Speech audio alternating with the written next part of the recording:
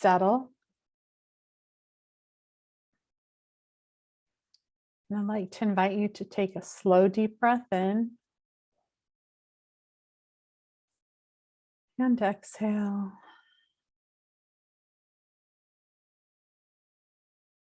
I'd like to invite you to bring your awareness to just being here in this moment.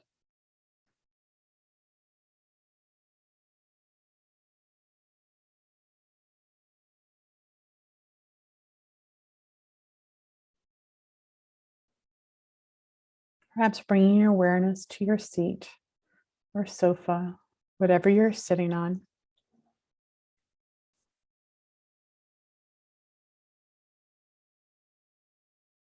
And if there are any adjustments that you can make just to make yourself a little bit more comfortable, please feel free to do so. Whether it's adjusting your legs or your position.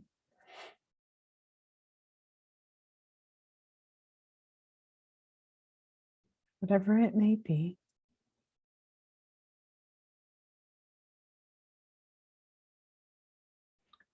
I'd like to invite you to take another slow, deep breath in. And as you exhale, just allowing yourself to settle maybe a little bit deeper into your seat. Allowing yourself to arrive for the afternoon.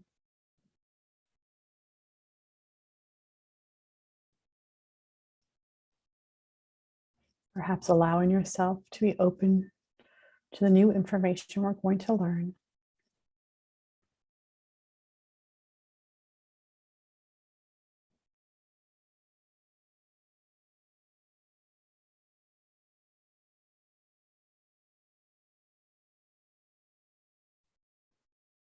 I want you to bring your awareness to your feet.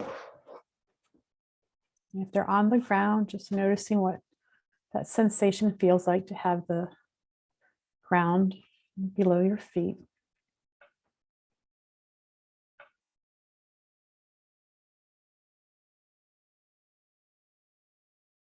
I'd like to invite you to take another slow, deep breath in. And exhale, perhaps settling just a little bit more into your feet or chair.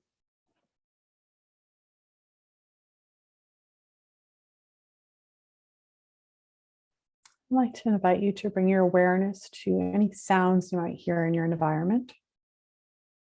It could be an air conditioner, could be cars in the distance, or maybe even a cat meowing. Whatever those sounds may be.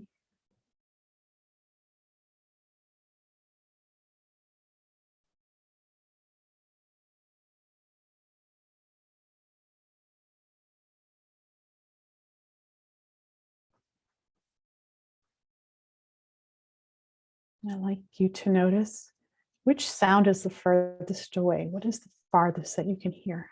If it's outside your room, outside the building, what's the most distant sound?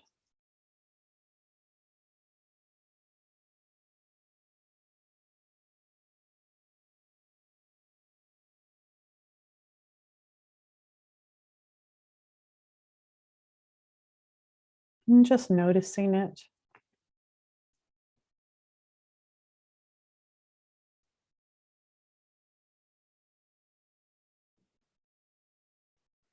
Now I'd like to invite you to bring your awareness to the closest sound, the most near. It could be your breath, maybe your stomach, digesting lunch. Maybe it's the creak in your chair. Whatever that sound is, just notice.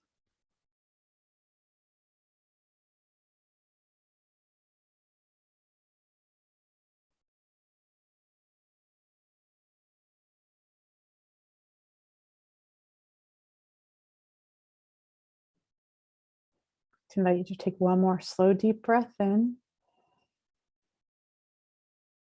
and exhale,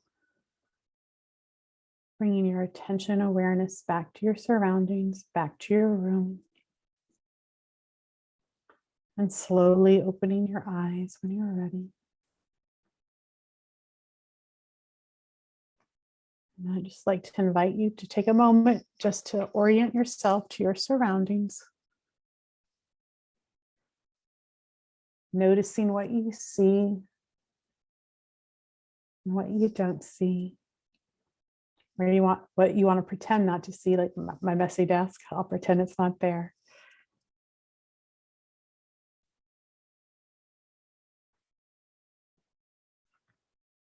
Okay.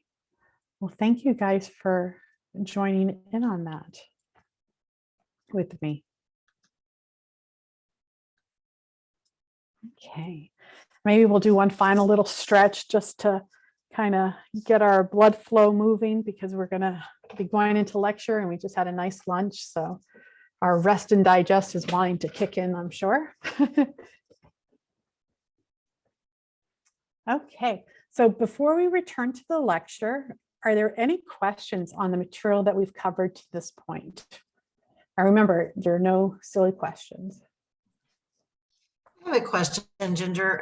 When my group was going through the questions, how important is it that we stick to the script?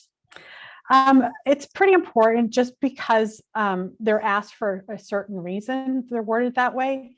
And we want to really make sure too that we don't give them too much time to think about their answers. Whatever comes to their mind first, if they could just tell us that. Because sometimes people's answers may be to, people pleasing. So they're going to want to answer it in the way we think we want to hear it. So I usually just go through kind of a rapid pace and just put the answers down. However, if there's something, that feels for the population that you're working in with, you might need to tweak a word or so. That's fine, but keeping it mostly the way it is the best. Those questions were developed for, a reason, specific questions. Well, I couldn't keep mine to the last part because I lost my paper. It disappeared when I tried to go back and get it. And I was afraid to go back into the chat because that's when I got kicked off. So I didn't ask the questions or even summarize it. Like you said, I paraphrased it. So I probably missed some things. I felt like I did. But I tell you, when we did that whole exercise, I went back to a time when I thought was over with a colleague of mine that kept touching my jewelry. And I thought we had resolved that. And then after she would not stop, she had no reason why she was doing it. Then she wanted to do EMDR on me. I was like, trust is not there. So all those things came up as I was answering the questions. That was quite interesting. That is interesting. Is that supposed to happen? Some things can come up, but that's why it's important to ask the questions the way they're worded and to kind of go at a rapid pace. So we're moving through it. And we're just looking for patterns. It came up and I was like, wow, I need to reflect and really process that again and work through it. Yeah. Because of the violation, what I came to the conclusion is that the violation of her continuously to touch my jewelry when I asked her not to 3 or 4 times. And then when I asked her why, she had no clue why. This is another professional like myself. And then one day she comes and said, oh, you should let me do EMDR on you. I was like, are you serious? I can't even trust you. So trust was a big issue for me. And it still is. It came from my teenage years. I mean, I kind of like connected all the dots. It was quite interesting. I didn't think it would come up that fast, but it did. That tool, the answer is very, very powerful. It seems like they're simple questions, which they are, but it's very powerful in the way they're worded, the way they elicit the information. So that's a great example of how things can start coming to light or coming to surface. Yeah, it was like, okay, so I got to work on that. Hope you guys help me out with that one. So when I go back to work, I don't have it anymore. Well, we'll get into reprocessing, and you might want to well, we'll see. We're going to go through the whole format and we'll show you how to get to the root under the answer and all of Thank that. you. But Thank you. I appreciate that. welcome. I had my pulse sets on as I was talking about it. My pulse went up to like 98 Oh boy. from 76. I was like, oh my gosh. Oh goodness. Okay. Any other questions that people may have about what we've covered? I till have this one. point? Yeah. So if we, in some of my experience, I work with some younger kids and I have kids who are really silent. So when we're going through questions like that and we hit a point where they're really silent, how do we get them to answer quicker, in a gentle way? Mhm. What I would do is I would just repeat it again and see what they say. But if you're working with kids, I believe that there is an answer questionnaire for kids, and that's going to be in that training portal that you have. There's lots and lots of extra information in there, so you might want to take a look at that. But yeah, I would just gently repeat it again, make sure they heard you, and then and just wait for them to respond and see how that goes. And there's going to be some people whose systems, they're just not going to respond like that, and that's okay too. It's just what we want to kind of watch out for and keep in mind are those people pleasers that might answer it the way we think they think we want them to answer. Thank you. Mhm. Anything else? This is just a general question, like a kind of a housekeeping question or something, but I was curious. I noticed that we have access to the portal for only 365 days, which is a year, I guess. And I'm just wondering, will we be able to access, how can we access this material? Or is there like do we have to just go through the whole thing and try and download as much as we can and save as much? Is that what we need to do? Or is there a way? Right. So I would download, download. I would do a combination. I would download some of the stuff that you're going to be using. That way you Yeah. can, if you need to print it off, you can do that. But also after the year, so it's a year from when you signed up for it, that you have access to it. I believe, I can't remember what the cost is, but there's a small cost to continue the subscription to it. Gotcha. And then, yeah, it's really beneficial, and I would definitely recommend doing that. I believe it's $59 a year actually after the year's up, but you're going to get training videos, you're going to get all kinds of great stuff in addition to what you have in there as well, or the demo videos that we had during the training.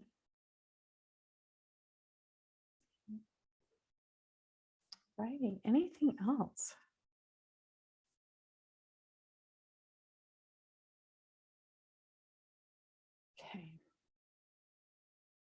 Okay, just want to make sure that page 152 is the answer in your manual, is the answer for the kids. And they also have one for couples as well.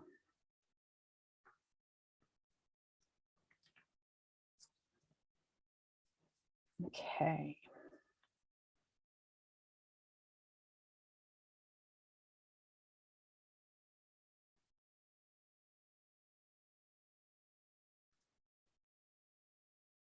So we'll go ahead and move on into the lecture.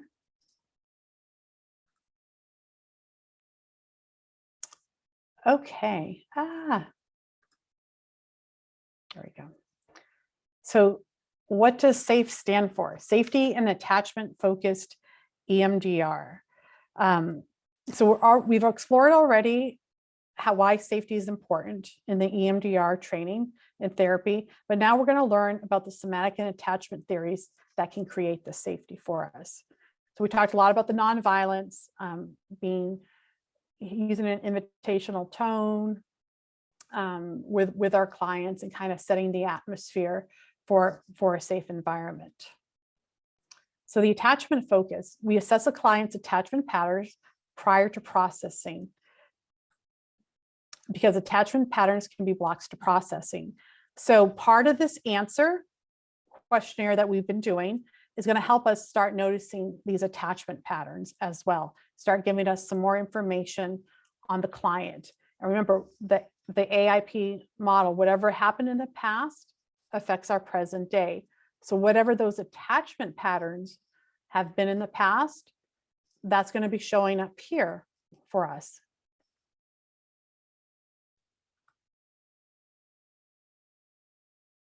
Okay, whatever your client does, they will do in therapy.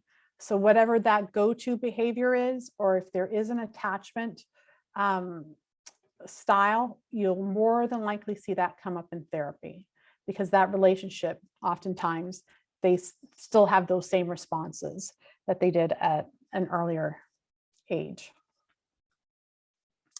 Okay. The blueprint by which a client designs their relationships is actually an opportunity. So we as therapists can see our own patterns. We can look at the old patterns, old triggers, relational issues, the answer, and what our defenses are. So not only with ourselves, but with our client, once we start seeing what these patterns are, what triggers the client, how do they go about, how does that influence their relationships? We can start seeing what might come up in the therapy session, what might block during the EMDR reprocessing, and just how they are in the world. Okay, so different attachment styles are the secure attachment. This is when the person or the individual is able to create meaningful relationships. We see a sense of empathy. They're able to set appropriate boundaries. We also have the dismissive avoidant attachment style, which generally they avoid closeness or emotional connection. They may be distant, may be critical. We might see some rigidity in this individual and intolerance as well.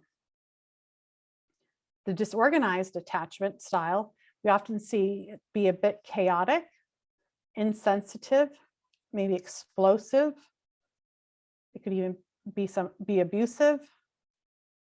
And we can see a lot of untrusting in this attachment style. In reactive attachment, the person cannot establish positive relationships. They have difficulty with that. So you can see why it's important for us to kind of have a sense of where they may fall to help better prepare us for where we want to go with our treatment plan, with the EMDR, and with our client. So it's important to know, instead of labeling the client with these different attachment styles, is that we just have a sense of what it is, and we look at it with a sense of understanding. Oh, okay, now I can see why, they may have characteristics that fall into the dismissive avoidant. It wasn't safe for them to be emotionally close to people. It wasn't safe for them to have that emotional connection. Probably they had to be very rigid. I can definitely see why that would come up. So we really want to approach it with that nonviolent sense of curiosity and understanding. Okay, so the safety focus, the neurobiology of trauma. It's important to know that trauma has symptoms instead of memories. Because when we're in a dangerous situation, our survival system takes over. Cortisol is released, which shuts down the hippocampus, which is our information processing center, and experience cannot be processed through our usual narrative ways. So it gets stored in that maladaptive format that we were talking about earlier today. We have the adaptive and we have the maladaptive. The trauma gets stored as symptoms instead of memories. So that's where we might see the flashbacks. We might respond with the overreactions to situations. It's stored as a symptom and not a memory. So part of the answer is the physiology. Our brains adapt to traumatic experiences, affecting our ability to stay present. So when this happens over and over, the client system is easily triggered, and we see a survival defense pop up here. Okay, this is the triune brain. I'm not sure if if you've seen this before, it's by Paul MacLean. And we see here the frontal lobes, which is our memory systems shut down, and the feelings or physical impulses can take over, and our language tends to shut down. This is also where the memories are stored. So remember, when we're in that traumatic event, that part of the brain goes offline. We're not able to store the event as a memory, but we're storing it as a symptom. Here we have the limbic system of the brain, which is the emotional memory center. The amygdala sounds the alarm if we're in danger. And then we have our brainstem back here, which is just our instinctive reactions. This is in charge of like our heartbeat, our breathing, our muscles, anything that our body needs to do for survival. This is the part of the brain that activates it.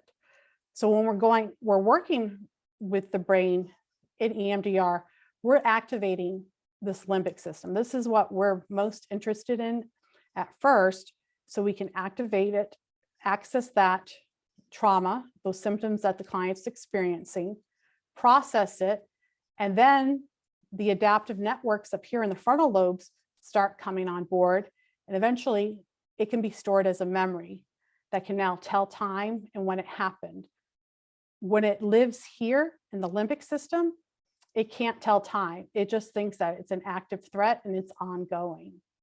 So this is just a quick diagram just to kind of show you what's actually happening within the brain.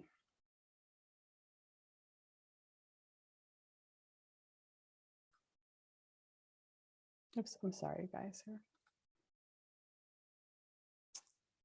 The problem of our adaptation, everything feels like it's dangerous, even when it isn't. So, for example, this morning when we were talking about the fireworks and vets, yeah, and it's the sound of it definitely would alarm somebody who's been in a war. We can see that. But even though it's not a dangerous situation, their system, their brain is responding to it like it's life or death. Okay. So when trauma occurs, it's natural for the human system to go into those defensive resources, which are fight, flight, freeze, collapse, or submit. These are natural adaptations to trauma and danger, but they become a problem when the trauma is triggered by something that's not life-threatening, like those fireworks. The client often becomes stuck in hyperarousal or hypoarousal. So what's the solution? It is predicting and preparing, working with resources to expand the ability to be with strong emotion. So you're going to hear that word resources quite a bit throughout the training. And that's one of the ways that we help our clients expand their window of tolerance.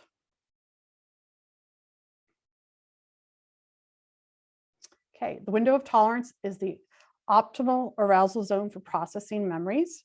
Trauma and triggers result in hyper or hypoarousal. So with hyperarousal, what we're seeing is the sympathetic nervous system. It's engaged in that fight, flight, or freeze.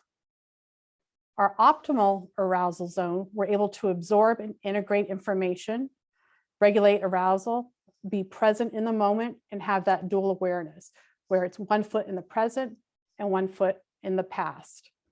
The optimal arousal zone is that sweet spot where the reprocessing can take place. And we know that the system is integrating it. Hypoarousal is where our parasympathetic nervous system starts kicking in. And the client may collapse or submit. And that's not, we don't want to be in the hyper or the hypo, but we want to be in that sweet spot in the middle. Oh, here we go. So the window of tolerance. Here's hyperarousal. Oh gosh. My mouse is super sensitive.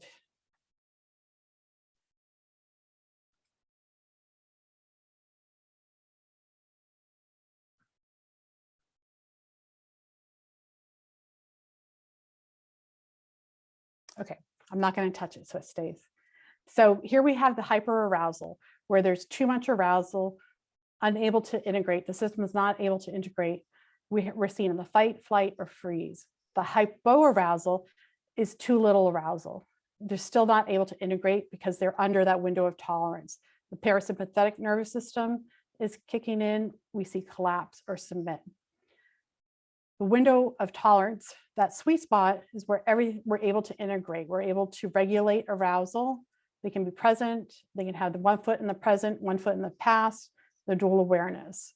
So this is when, yeah, everything's going along just fine.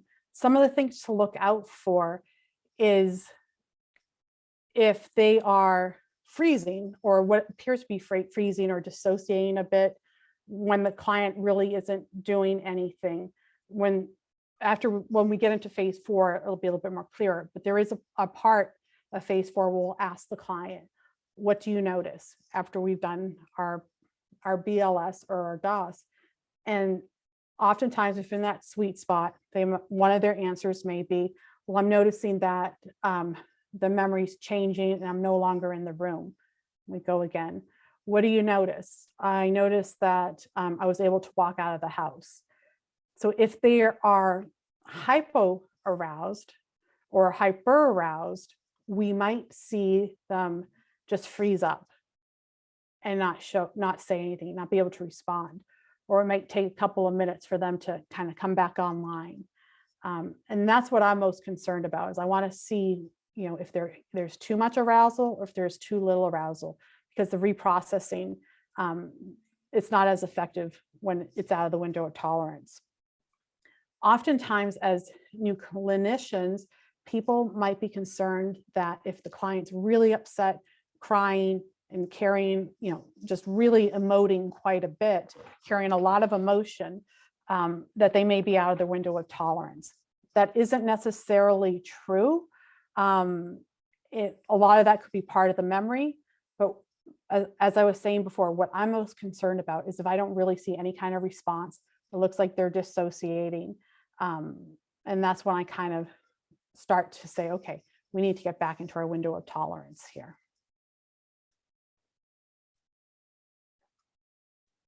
Okay, so phase 1, history taking. We talked a little bit about this morning. Can I ask a question before we go further? Yeah. If a client does not respond, it doesn't necessarily mean that they're disassociating. Right. Mm-hmm. It could be a cultural thing that they don't trust you enough Yeah. to speak their truth. It doesn't mean they're disassociating. It means they're not trusting. Right. So I hope that people don't think everybody that's not saying anything doesn't mean that they're disassociating in some way. Yeah. Trust is a big factor, especially people of other nations. I know as a native, we are very, very distrusting, and we don't speak our truths to a lot of people. I know the Latina culture does not either, and it depends on who the person is. The African American culture does not as well. So, but it doesn't mean they're disassociating. Mm-hmm. Good point. Yeah, that's actually true. But it's good to kind of keep that in mind, that it could be a possibility that they are, or that they're out of their window of tolerance. Not always. You have to take cultural considerations, into consideration. But we're going to talk more about that. And part of the preparation phase of EMDR is kind of let the client know what's coming ahead. We're going to explain to them when we get into the reprocessing, I'm going to stop and I'm going to ask what you notice. And you just give me the highlights of what comes up for you. So we're going to start preparing them ahead of time to let them know what to expect. We're not going to just do that, so that they can kind of see, down the road of what's coming up with the EMDR. But that's definitely a great point. Thank you for sharing that. Okay, so with the history taking, we want to make sure we get the client's background information. We want to make sure that they seem appropriate for EMDR. And we're also going to be selecting or looking at selecting some targets. So with a history taking, we want to make sure we start with the answer as a trauma-informed approach to history taking. We want to gather general and positive information first.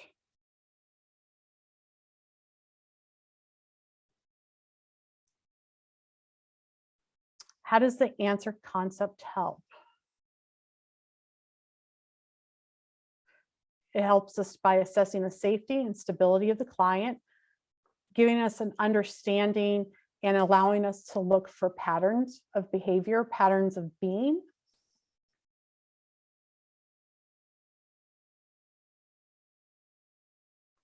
We want to make sure that we've also explored these different areas. There's a dissociation screening. It's called the DES, and it's also on your training portal. So if the person, you get a referral and they say, you know, this person tends to lose time, or there's hints that there might be a dissociative disorder, we're going to go ahead and screen for that. And that test is very, very, very easy to do. We also want to see about the addictions, if there are any current addictions, and if there are any past addictions. We also want to take a look at suicide or self-harm. When's the last time they attempted it? When is the last time they may have self-harmed? Because remember, we're also looking at, these are answers. All of these are possible answers that the client has developed to deal with the pain. How about harming others? Do they lash out? Is that part of the answer? We also want to look at the stability that they have, any resources that they might have in their support. What does their home environment look like? You know, do they have a good support network? Maybe their home environment isn't the best, but they have a great group of friends, or they're involved in some group. We also want to make sure we take into consideration medical issues, legal issues, and timing considerations, meaning that if we're going to go on vacation, we don't want to go ahead and open a huge can of worms and then be gone for a month, and then we leave our client kind of in limbo. So we want to make sure we take everything into consideration. Okay, so this is where you can find the DES online, and it's also in the training portal. So it's the traumadissociation.com/DES.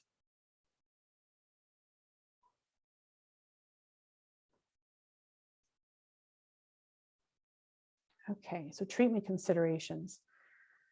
Both big T traumas and small T traumas can be treated with EMDR. So we also want to look at things that didn't happen, like neglect. Oftentimes, we may go into the EMDR session, or we may go into therapy looking for what happened. Was there abuse? Was there, was there sexual abuse? Was there violence? What happened? But it's also really important to remember that the absence of something happening can be just as traumatic as something happening. So things that did not happen, neglect. For example, let's say I have a client that I worked with that was sexually abused. And when I asked what happened when you told your mom, and she said nothing happened. So the sexual abuse itself is definitely a trauma, but the fact that the mom didn't do anything in that moment, or didn't do anything at all about the abuse, that itself is another trauma or another target that we would be working on. We also want to, the weight of perfection, the golden child, feeling like they have to do everything right. That's another thing that we want to take into consideration. And all the things that have happened, the big T's, the little T's, big events, or the ongoing developmental trauma throughout childhood, which there can be a lot of that. Especially with complex PTSD. And in my practice, and Catherine, you can share if you'd like, if you're more than welcome to, but the majority of the clients I see, it's complex trauma. There's lots of these little things that happened, or I don't want to say little things, little T's that happen repeatedly throughout childhood. And every once in a while, I might get a big T trauma where somebody was held at gunpoint at the gas station, or there was a car accident, or there was one single traumatic event. But the majority of the cases aren't that. It's the lots of the little T's. What do you notice, Catherine? Yeah, same. And I think it's really important to mention that what's beautiful about this model in particular the SAFE model, I mean, is that it really does a good job of getting underneath that attachment trauma in a way that not all, certainly not all therapies and not even all EMDR does all the time. So for example, speaking of sexual abuse, I have a client who we were doing so much work on her chronic sexual abuse that she experienced as a child. And it really kept getting stuck until we were able to get underneath it, which, as Ginger pointed out, where the trauma that kept it feeling the most unsafe was that she was never believed. And so this model does a really good job of helping us get underneath there. And a lot of the time, the way it works is that we can't work on the big T trauma until we get underneath it to work on the attachment. So that's often, and this model kind of makes that happen. So. Yeah. Yeah. Yeah. That's a great point. I think this model, PTI's, the SAFE approach, really is the one that I've seen that does the best job as far as looking for something that didn't happen, and that being a trauma in itself.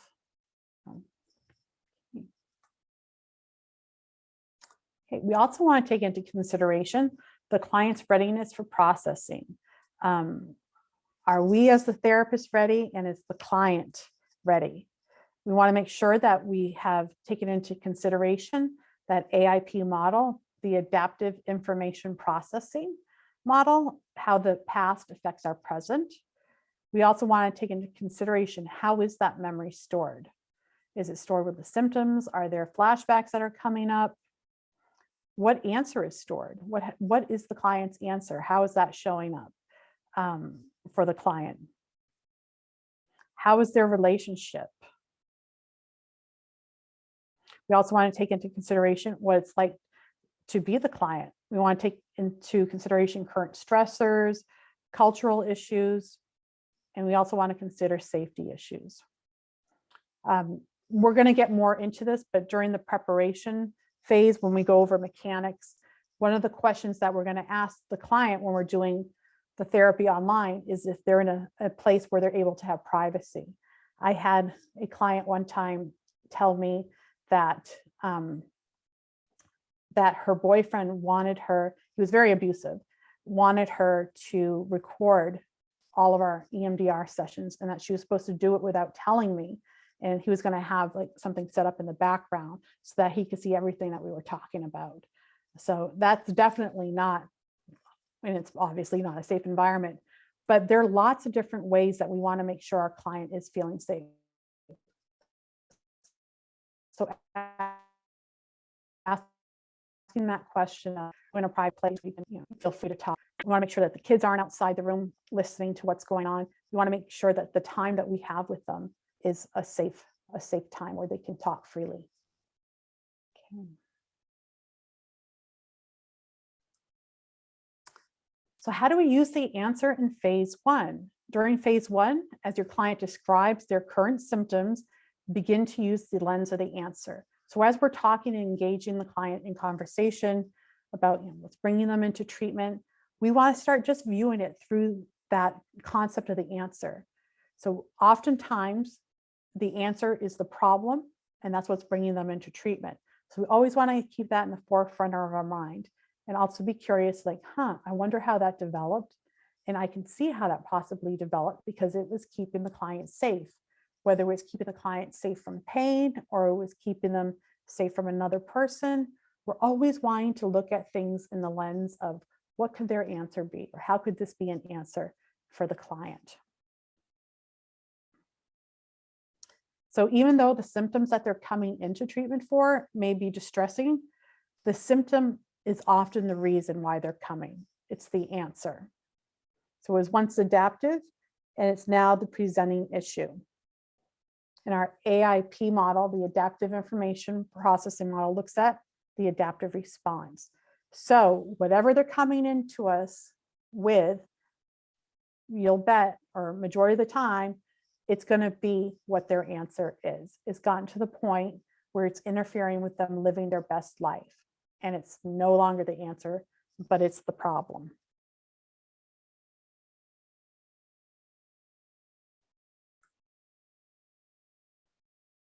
Okay, so we already did this.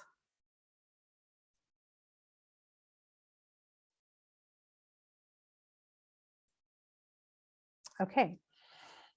So phase 2 preparation. So we talked a little bit about phase 1, the history taking, and how the answer falls into that. Phase 2, preparation. We're going to be preparing the client for processing. We also want to increase the stability and access to the positive. So we're wanting to, increase that window of tolerance for the client. We want to make sure that they're able to do a state change if they need to. And yeah, so this is phase 2 preparation. So it's like preparing for a successful trip. We need to make sure we have everything that we need, everything's on board to continue moving forward. So developing a resource plan. Let's see here. So based on what the client's needs are. So we want to see, as we did that answer questionnaire, we saw what was overdeveloped, meaning what they're really good at, and what was underdeveloped. And based on that, we can go ahead and we can develop resources that will help strengthen whatever is underdeveloped. So when we use the term resources, we're referring to any actions or automatic habit patterns that assist a client in affect regulation and connecting with others. So one thing also to keep in mind is that we'll be teaching them some resources in phase 2, but one thing that I always make sure to make note of is what resources are already on board. What is the client coming to me with that they already have? Some clients might have a lot, some clients might not have any, but I look for stuff such as like, maybe they're already involved in a support group, or they have like a strong church group that they belong to. Maybe they do yoga or running. What are some of the resources that they may not even be aware of that are resources, but are already on board? So I make sure I talk a little bit about that and just gather all of that information. Okay, while we learn phase 2, we're going to see several examples of what we mean by resourcing, different exercises to regulate the affect. So the mindfulness that we did this morning and after lunch, those are also resourcing activities that you can do with your clients. If you're noticing that, possibly they need to settle, maybe their system's a little wound up and they're really nervous about starting or coming into therapy, we can do one of those resourcing activities that will help settle the nervous system. We're also teaching them to be in the present moment and mindfulness. We're also teaching them to learn to be aware of what's going on around them, perhaps what's going on within them as well. We're also going to do what is needed to move through the 8 phases. Okay.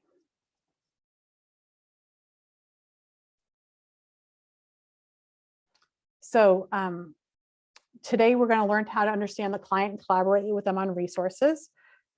Tomorrow we're actually going to go into finding the memories to target, and then we're going to go through phases 3 through 8. But today we did the answer. We're going to go ahead and do some resourcing activities a little bit later on when we go into practicum.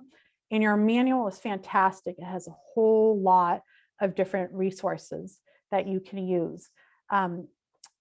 Traditionally, it used to be that the only resource really that there was a long time ago was the CALM safe place exercise. And unfortunately, when we did that a while ago, it was if somebody couldn't do that activity, if they couldn't do that resource, they couldn't move on in the phases in EMDR. Things have changed since then, and especially PTI does a great job with their SAFE approach and bringing, like the safety, the somatic focus into resourcing, because not everybody, especially with clients who have complex PTSD, ever felt safe anywhere. So a lot of people in the past were getting, disqualified from EMDR when they could have benefited the most. So now there's a much more openness to using other resources. In our book, our manual has tons and tons of them. I think it's like begins on, I think like in the area of 170 or something in the training manual, where you're just going to see lots of different ones. And then on our practice sheets for today, you're going to see the container exercise. That's a resource. And then you're also going to see, I believe it's the pendulation exercise on there that was adapted from Peter Levine's pendulation exercise. So those will be a couple that you guys can practice today. But there are many, many, many, many resources that you can use. You can even make up your own. If you're noticing, oh, this person, this part of them is underdeveloped, what can I do to help them with that? We can, create our own resource for them. For example, I have that list of resources that they come to me with already. So it's the yoga, the running, maybe they paint, or they are doing some other activities that really help to ground them and center them. We can talk about them doing that, incorporating that more into their life. And then we can also do, can you envision yourself there? Can you envision yourself painting? What does that feel like when you think about yourself holding that brush? Where's that showing up in your body? How do you know that's a great feeling? How do you know that's pleasurable? We can be very creative with our resources as well. Okay. So we want to ensure that the client has everything needed to begin the reprocessing of memories. So we also want to, let's see. We want to ensure that they are educated and they have informed consent, meaning that they're agreeing to do the EMDR, agreeing, the 8 phases that we've educated them about what EMDR is. We want to make sure they have resources on board and that they are adequately stabilized. The resources, another great thing about the resources is that they're able to practice those at home. So if they start to feel dysregulated at home, or they just are starting to feel anxious, or there's something that's coming up for them, the resources that they've practiced in your office, they can use at home. And I have tons and tons of clients that will come to me and be like, oh my gosh, I totally used my container exercise. It was so effective. And I did this. And I was just talking to one of the therapists here at the center, and she was just telling me that she did the Calm Peaceful Place exercise with a client last Friday, and she came back in today for another session. And the client used it all weekend long, just really envisioning herself there, really just feeling that sense of safety. So we want to make sure that there's a strong and safe therapeutic container, and all of the client's questions and concerns are addressed. So I give them plenty of time and opportunity to ask me anything that they might, want to know about what we're going to be doing, or about EMDR in general. One of the questions that I get asked the most often is, what if I do this wrong? Or what if this doesn't work on me? So we'll spend a bit of time on that. And oftentimes, I'll normalize it and let them know that everybody asks that question, because the majority of people do ask me that question. And then I'm going to take a look. I'm using my lenses for the answer. Like, how can that be an answer that's popping up for the client? Do they have to, is that one of their answers? Do they have to do things perfectly? They have to get things right? And we can even talk about that a little bit. We can refer back to, remember the answers when we're looking at different patterns of behavior. I wonder if this is showing up here for you. The fact that, you're afraid of not doing it right, or if it doesn't work for you. So it's a great way to bring it back to the answer as well. Okay, so in phase 2, we're going to predict the pitfalls. What might they do when they get close to pain? That's that answer that we were talking about. What's overdeveloped, what's underdeveloped. So maybe what's underdeveloped is their ability to just be, or take as long as they need to heal. We also want to look at what's overdeveloped. that tendency that you have to get it right. They have to be perfect at it, and it has to be done right away. Maybe that's what's overdeveloped. And we can talk to them about that, saying, I think that this might come up or show up in our EMDR sessions. So if you start to notice this, please, let me know and we'll discuss it. Or if I start to notice, if it's all right with you, I'd like to go ahead and point that out as well. So it's more of a collaborative way of predicting the pitfalls with the client. Okay, so what are the goals of resourcing and stabilization? We want to make sure the client stays present. We want to assist them in increasing that window of tolerance by teaching them the different resourcing skills, and they can use those at home to practice in between sessions. We want them to be able to feel what's here. So we want to assist in increasing their ability to regulate affect and change states. So this is important because sometimes the individual's answers may be shutting it down. I'm going to shut it down. The millisecond I get close to pain, I'm not going to feel it and I'm going to shut it down. So we want to be able to work with them. We want to talk about that, how that could be an answer, shutting it down, so that we can help them to increase their ability, to handle distress or to regulate their affect and to change states. We also want to make sure that our resourcing has mindfulness. We want to make sure that the client has some ability to report their experience.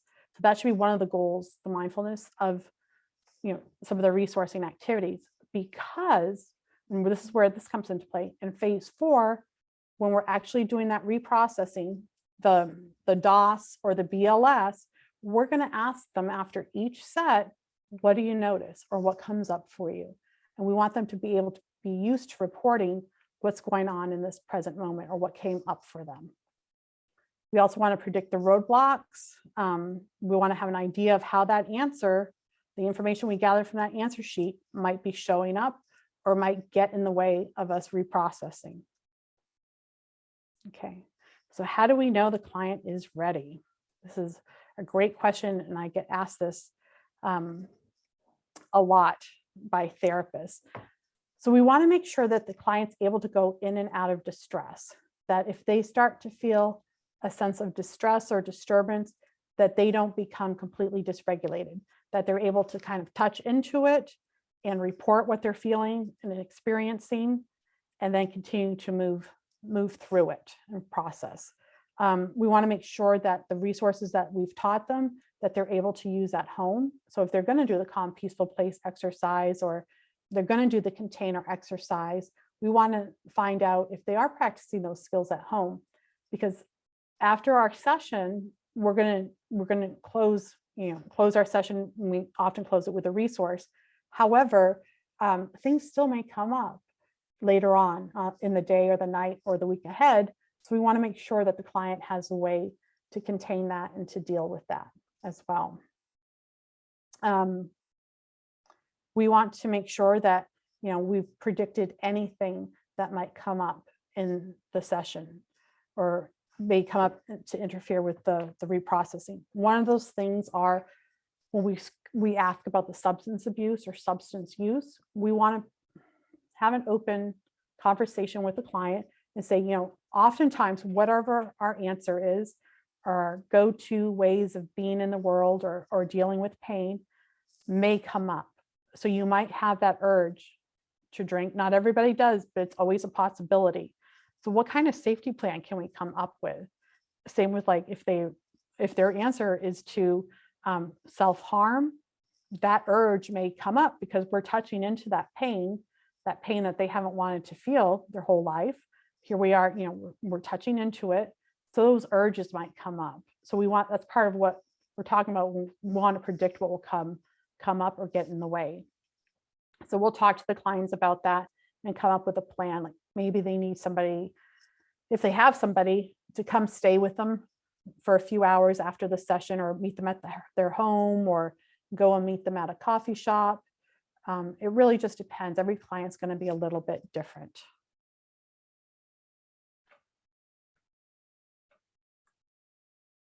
Okay.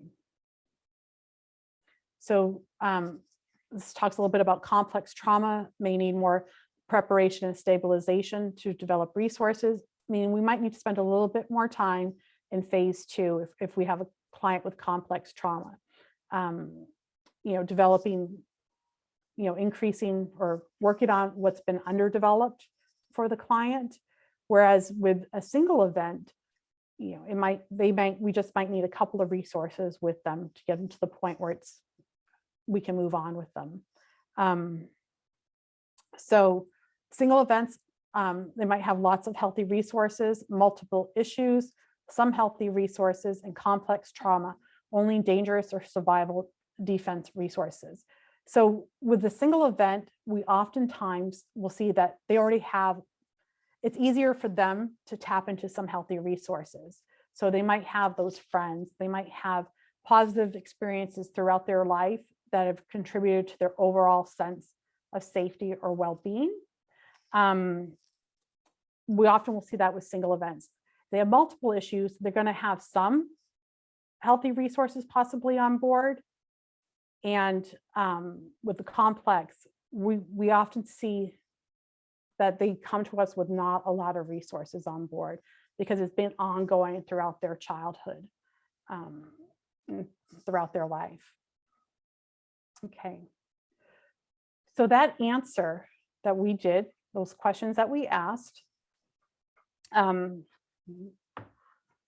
we want to use those to kind of find out where the client is on the continuum so we can plan resources.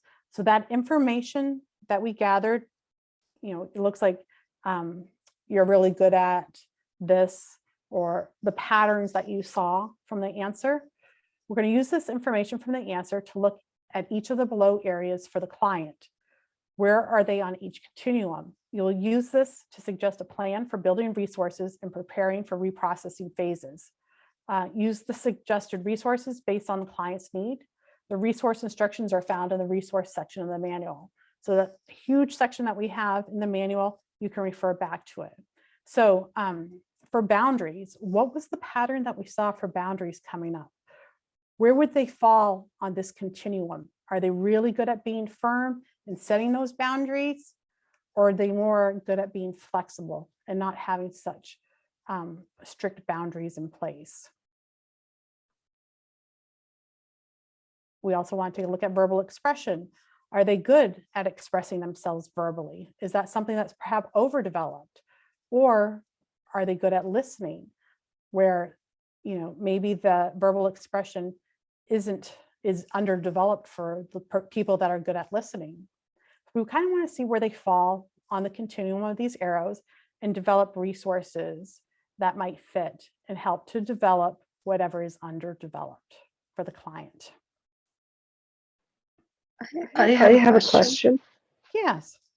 So I understand you're helping them develop what's underdeveloped. underdeveloped. Is it also appropriate to encourage their use of what they are good at, or are we just working on making their underdeveloped stuff better? I mean, yeah, you can definitely use what they're good at. But we're always wanting to bring balance to the system. Mhm. So I'll let the client know that, in order to bring balance, we have something here that's really overdeveloped and something that's underdeveloped. So let's go ahead and work a little bit on at doing this, just to see if we can bring some balance Okay, to the system. thank you. You're welcome. Any other questions?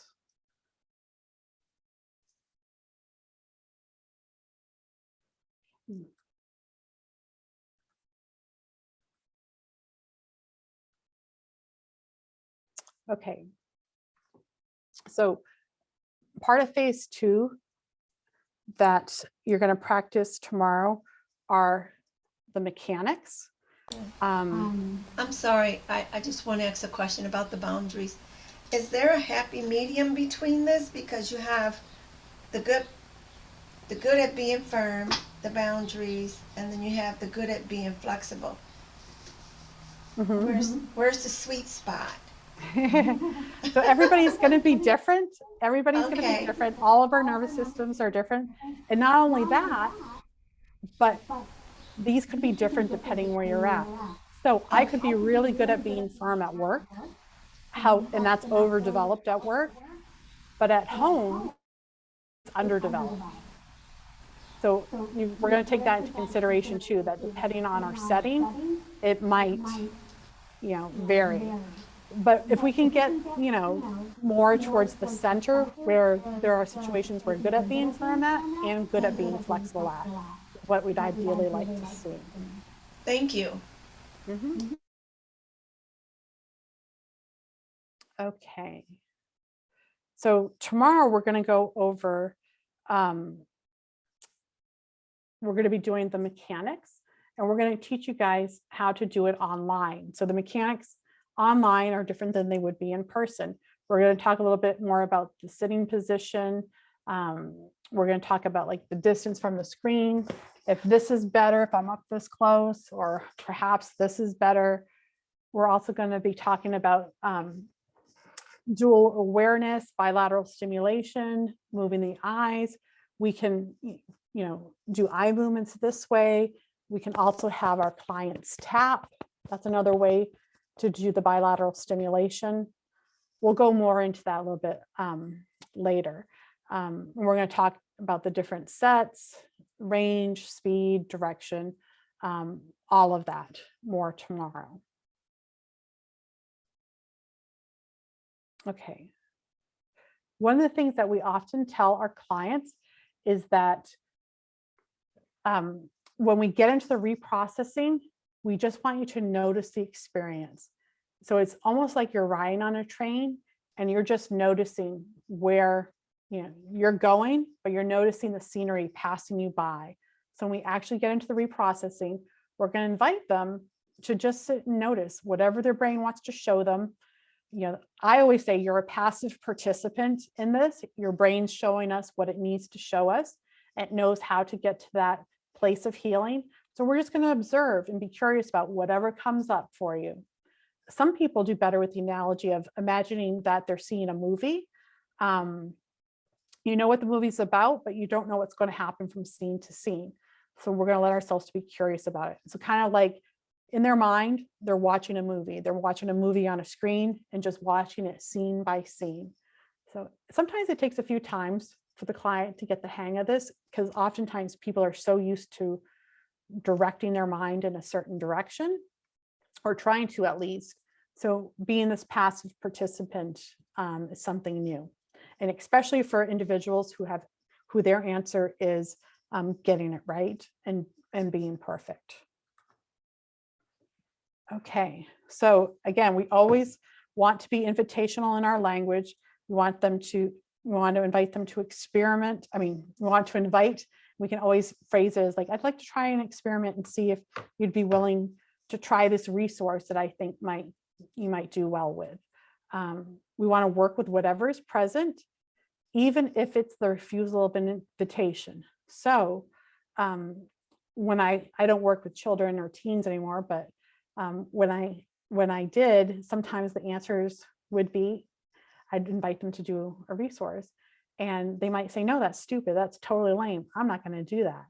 So, I'm going to respect that. I'm going to look at it with a sense of curiosity and continue, moving forward. Everything's an invitation. We always want to make sure that we ask permission before using any kind of touch with our clients. That doesn't really come into effect online, but when we're in person, and what that's referring to is that sometimes we may be tapping on the client's knees. So when we were in person and we were teaching, we would teach, to following with eye movements, the hand. But if the person got really emotional and they were crying, we would ask them before if they would be okay if we go ahead and switch to tapping on their knees. And then we just want to double check with them. Is it okay if I switch to tapping on your knees to make sure that they're still okay with it? Okay. So that's another way to increase the client's window of tolerance, is by doing different experiments with the client, meaning that, hey, let's experiment and try this resource, or how about let's experiment with this boundary exercise, or different things that can help them increase their window of tolerance. And again, you have that big, huge section in your manual to go over. Okay. Okay, experiments that are often bottom up, exploration of what is over and underdeveloped. So I think, and probably in one of your, yes, it is, it's in one of the training videos where you'll see Deb's doing that scarf exercise with the gentleman. So that's a great, great example of a bottom up experiment with the client and to help them increase their window of tolerance and to notice what it is that they need or what they feel comfortable with. Some props that we can use in the office are Beanie Babies. If you use sand tray, you might have your sand tray figures, balls, scarves or ties, like we saw in the video with Deb. Balls, what I'll often do with that is I usually have a little ball, a textured ball with like little spikes in it. And I will just toss it back and forth with the client to make sure that they are grounded or in the present moment. How, you know, what's their present moment experience as they're catching the ball or they're tossing the ball to me, and exploring, how do you notice that? How do you notice that feels good? Or how do you notice that it makes you anxious to catch the ball? Or how do you notice how does it feel when you notice that you're worried if you're going to throw the ball correctly? Really, whatever you can imagine, you more than likely can apply it to a resource. Sensory stimulation objects, such as essential oils, cough drops, or candy, textured objects, singing bowls. I have peppermints here in the office that I often use. So some of my clients that tend to check out, they don't quite dissociate, but when we start noticing that, they're kind of headed in that direction, I may stop and offer them a mint because that kind of brings them back into the present moment for them. Marbles, pillows, all of these are just different props that we can use in our resourcing activities. And especially with kids, they really love to have all these different objects. I know that somebody was telling me about, they were doing a calm, safe place exercise or calm, peaceful place exercise with a child in their office, and they had a little tent set up so that the person could actually create and make their own safe place within the office. They could bring in whatever stuffed animals they wanted to, pillows, any kind of little toys that they wanted to make their peaceful place perfect for them. Okay. So we want to make sure we keep an eye on the client's affect and ability to stay present during the resourcing. Are they handling the resourcing activities okay? Or are they checking out? Is it too much for them? This is not a time for reprocessing or working through emotion. So if they become too activated, they start crying or getting really upset, we want to change to practice a different resource. Most often, in my experience, I see this with the calm, peaceful place exercise. Sometimes it'll start out okay, but if they have complex trauma or they've never experienced a true safe place, all of a sudden you might see them start crying and getting really upset and dysregulated. So if that happens, just change the course and say, okay, well, let's try something else. How about if we experiment with this resource? Would you be willing to try that? And just, shift course and move on to a different activity.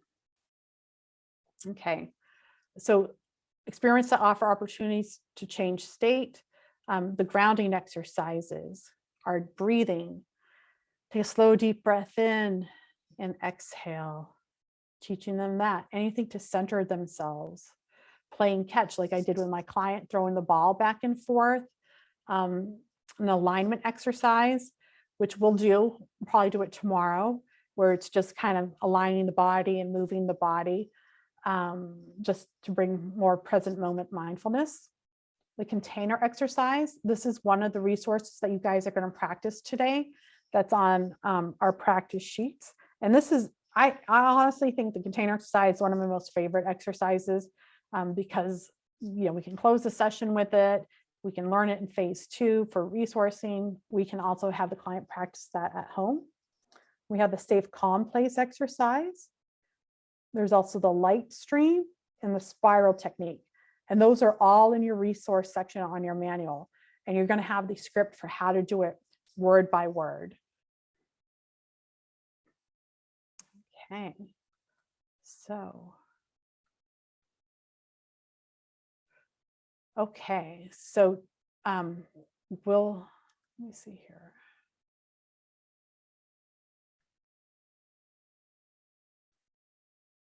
Okay, so we'll come back to that. First, I want to go ahead and see how we're doing on time and answer any questions that anybody might have.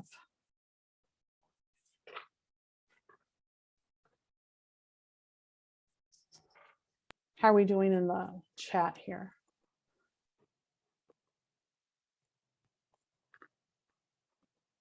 Good. Okay, any questions? I know that's a lot of material and it's going to make much more sense as we go into practicing it and learning it. Right now, it's just a lot of info.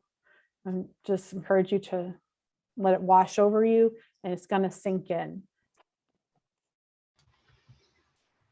I have a question. Yeah. So I keep thinking that, this all sounds great. And I'm thinking about a lot of the clients that I work with, and this would all be kind of done in the first couple of phases. And so we're gathering information and how sometimes in that process, there is a dump of all the traumas. They just really want to go there. And in that process, they become really dysregulated. And I heard you just say that this is not a time for reprocessing. And in my experience, it's kind of a balance between allowing people to say what they need to say and being in open space for that and listen, and also trying to help them regulate themselves and not shutting that down. So I'm curious how, any ideas of how you would handle that in the EMDR framework. Yeah. So let me clarify something that I said. It might help a little bit. So when I say this isn't a time for reprocessing, I mean, we're not going to move it straight into phase 3 and set it up as a target to work on in that moment. But by all means, we want to, if something's coming up naturally, we definitely want to make them feel heard. Take notes. That's what I always do. So if we start getting all these things, I start taking notes. And then I also offer and invite them to do a resourcing activity, because as they're probably doing that dump, they're getting activated. So it's a fantastic time to also teach them perhaps the container exercise. Hey, would you want to try this experiment? This is all really good, helpful information. But I also want to make sure that your nervous system is taken care of right now. Would you be willing to try some grounding techniques as we move on, or whatever? You'll know your client and you'll have more rapport. So I would definitely invite them to do some kind of a resourcing activity. That would be a beautiful opportunity to do it. Fantastic question, Kelsey. Anybody else? Any questions?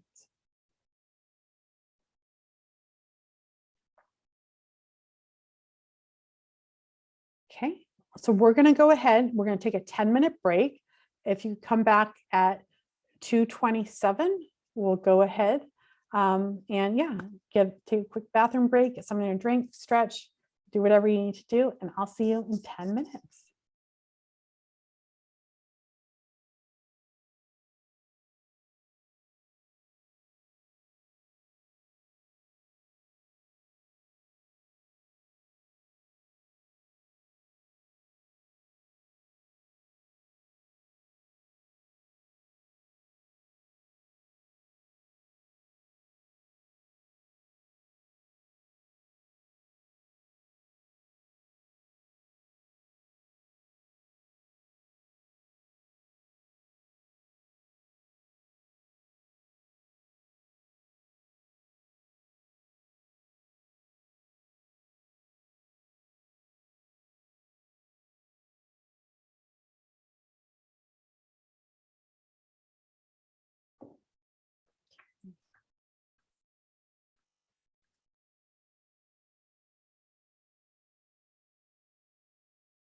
All righty. So any questions before we move on? I'm going to go over your practice sheets in a moment and what we'll be doing this afternoon. But before that, just want to make sure there aren't any questions that you may have thought of during break.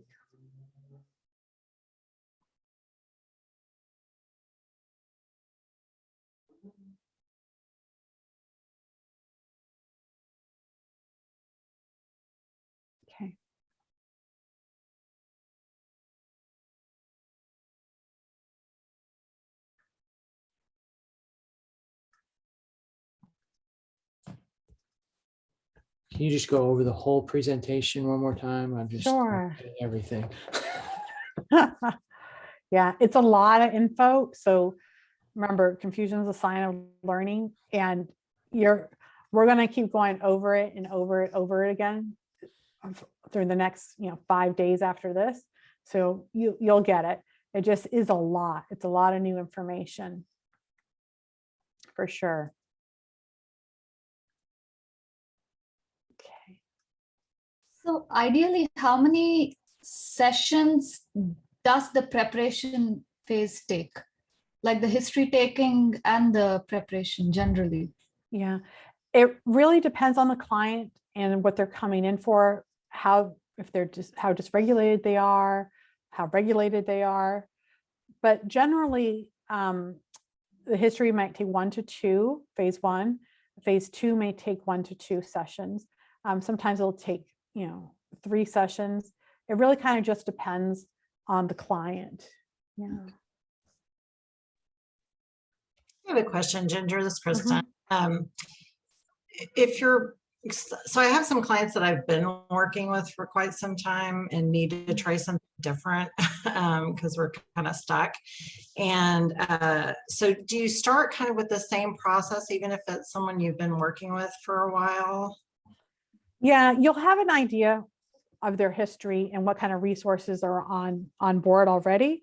But definitely, even though you know the client really well, I always still do the answer because they're so fascinated by it, and it gives them such insight that they would have never imagined. So I have clients that that I've been working with a while that came to me for something different, and I was kind of like, oh, should I really do the answer with them? But then I did it, and then we were like, oh my God, this is the most amazing, life-changing thing ever. And we hadn't even gotten into the EMDR reprocessing phase 4 yet.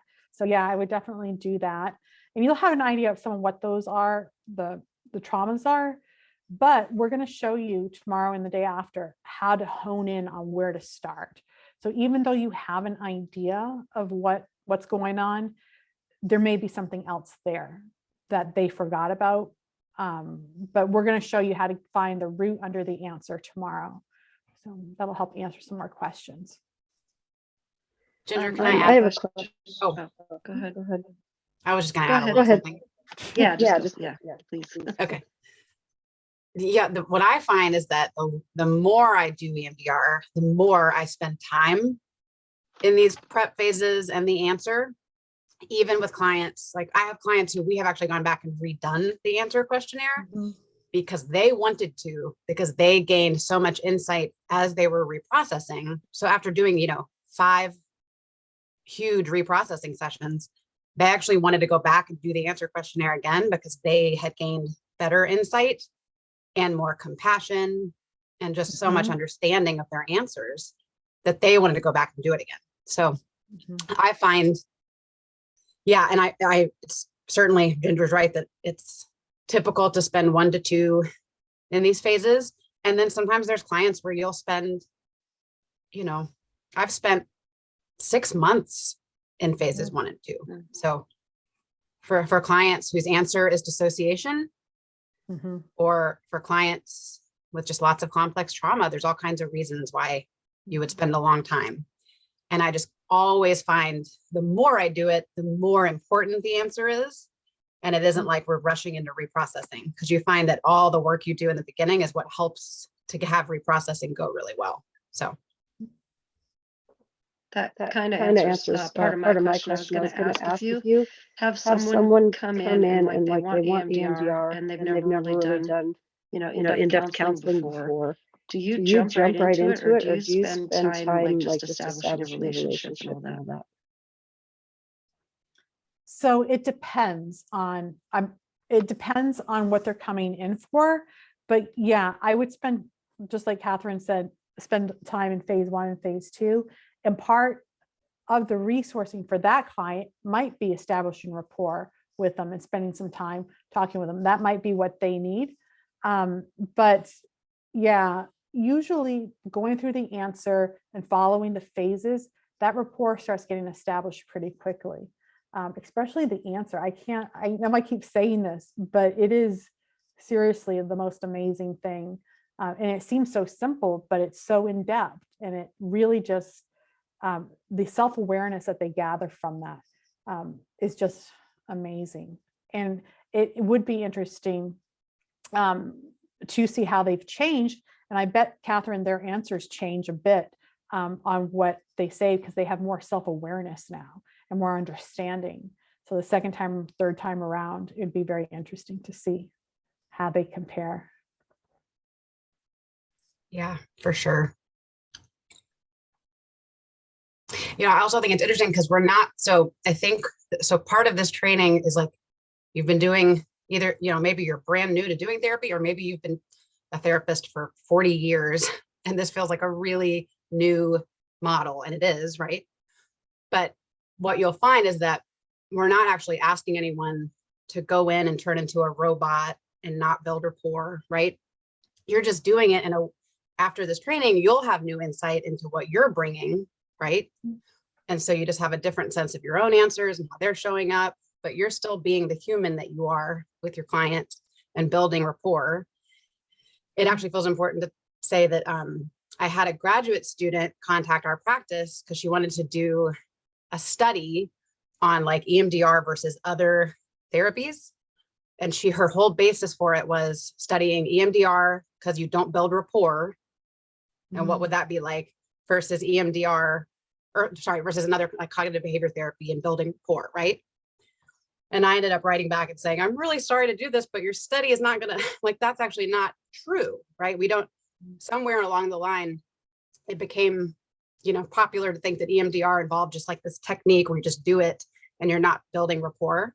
And you guys are gonna find that that's not the case. So you're gonna keep all of your clinical skills. You're not gonna lose them, and you're gonna continue to have your clinical skills, right? So. Yeah, and that's part of that safety piece that PTI feels so strongly about, is to have the client feel safe and heard, and the nonviolent communication, so that the rapport building is very important. But there are other models of EMDR that they're not focused on that safety piece, or like establishing the rapport. But yeah, definitely. I've noticed by following this model, the PTI's model, is that rapport actually gets developed much smoother and much quicker and easier as we're going through these different steps, because it's really cutting through to the real person. And it's just amazing how it works. And you guys will get a chance to experience that over the next couple of days too, on just how, it just really gets to what's going on. And so it's fantastic. Just one real, this one's a serious question. Yes. They back earlier in the training today, you had mentioned something about if before you're getting started with the EMDR to check to see that your client doesn't have a dissociative disorder or something like that. So if they do have one, can EMDR still be beneficial to help with that? Or it's just you have to go maybe slower on phases 1 and 2 or whatnot, like you guys were kind of alluding to maybe? I don't know. Is it? Yeah, that's a fantastic question. Yes, so you can still do it with dissociative clients. I would recommend doing that scale because you're going to see how prominent it is, how much, how strong their dissociation is. And there are people who just specialize on EMDR with dissociative clients. So if they're really, really, really dissociative, I may go ahead in my clinical judgment and say, I'm going to refer them out to somebody who specializes in it. However, if it's a little bit lower on the, where they do tend to dissociate, but it's not quite as intense, I'm going to take more time in phases 1 and 2 and go a little bit slower, and perhaps develop some skills around teaching the client to become self-aware of when they're starting to notice the precursors to dissociate. So we're going to kind of do some resourcing around that, learning a little bit about that as well. But after this basic training, working with dissociative clients is more of an advanced skill. So there's advanced trainings that you can take that just focus specifically on that. Yeah. Anything else?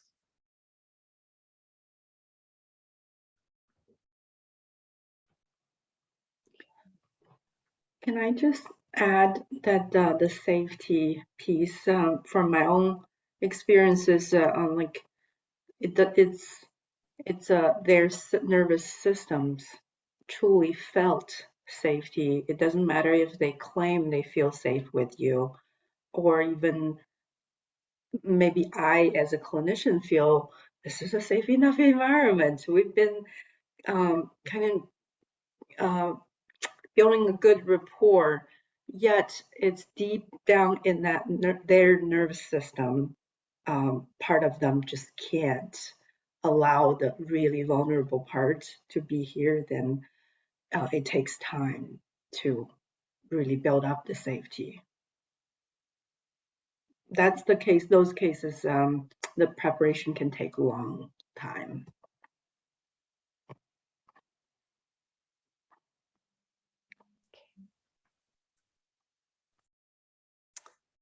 Okay, so one of the things that we didn't touch upon, but I think it's very important because it's going to be in our practice sheets for this afternoon, are the character types.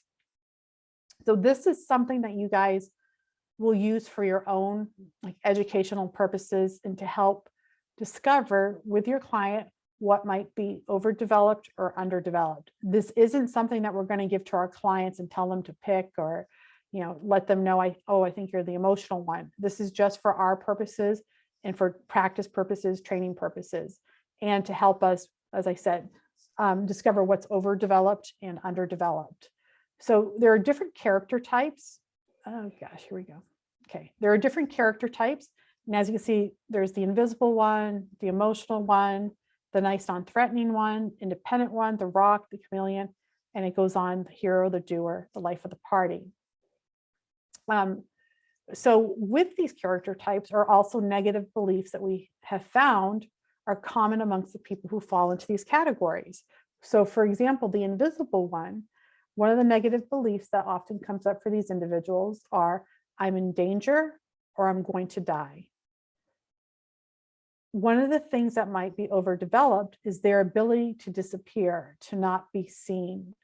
Something that may be underdeveloped is safety, grounding, and staying present in that feeling, in that present moment feeling. So once we notice that, you know, the person might fall into one of these categories, we can look at what's underdeveloped, and that can also help us to understand where we want to go with our resourcing. Like, what do we want to teach them?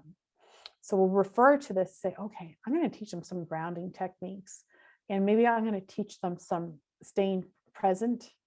So some mindfulness, present moment mindfulness.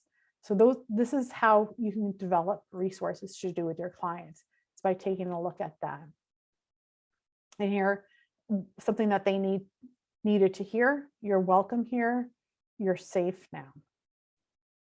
Okay. And there's lots of different types.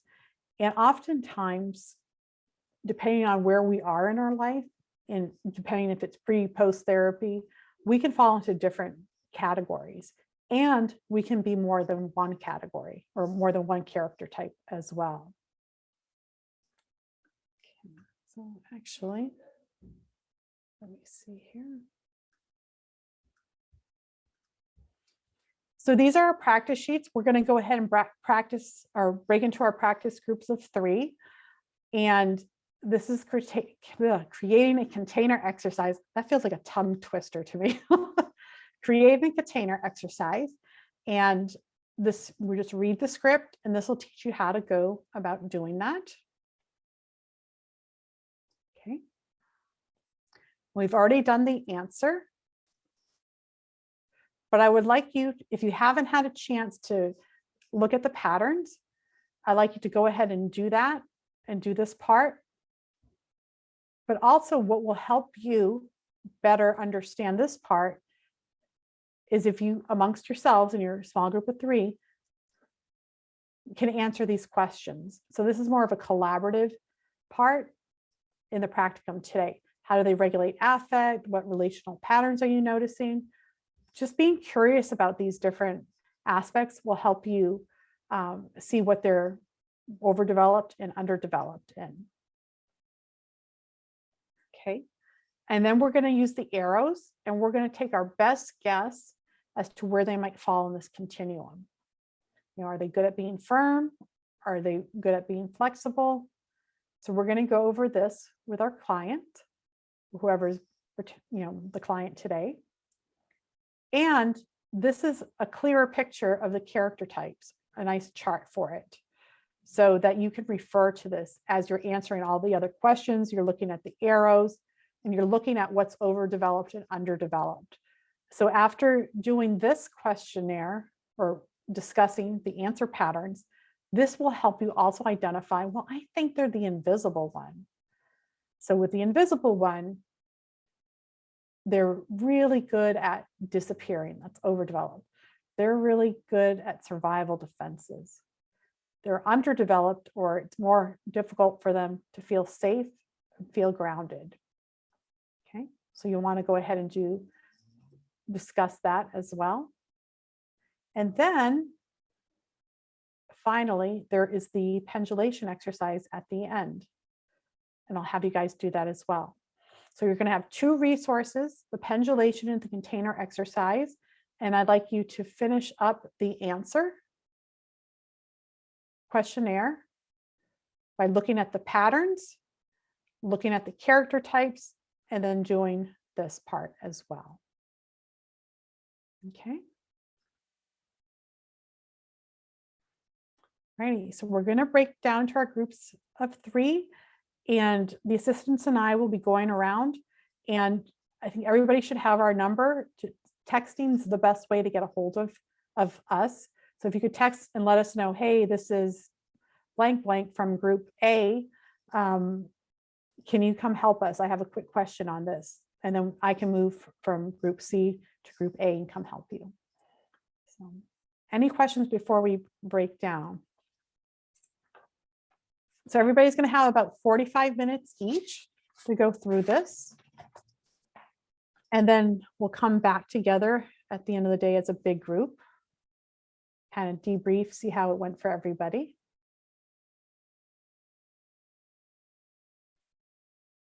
Okay. Well, if there aren't any questions, we'll go ahead and open up the rooms. Thanks.